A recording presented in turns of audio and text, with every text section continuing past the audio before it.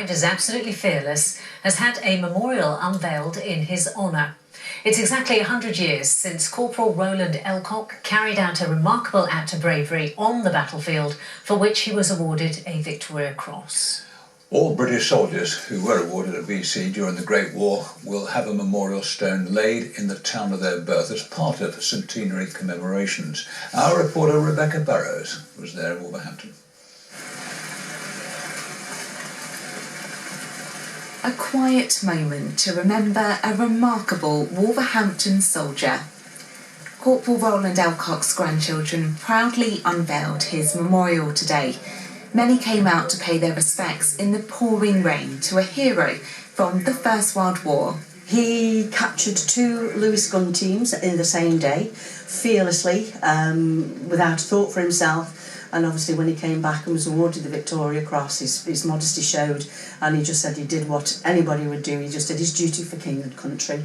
Elcock's heroic act took place exactly 100 years ago in France at the end of the Great War.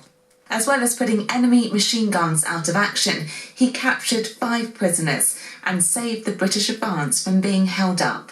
Roland's grandson was so inspired by what he did, he decided to sign up to the exact same regiment. When I was 15, my father told me about my granddad, and he told me about the Victoria Cross. And at that time, I was leaving school, and I thought to myself, do you know, I would like to follow in his footsteps. Roland Elcock was given a hero's welcome when he returned to Wolverhampton in 1919. Newspaper stories describe how thousands of people came out to greet him and that a civic reception was held in his honour.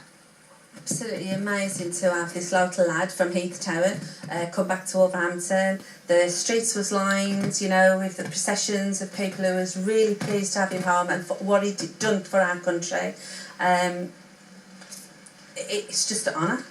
After the war, Elcock worked at Wolverhampton Corporation Electricity Department and later moved to India. That's where he died at the age of 44 due to ill health.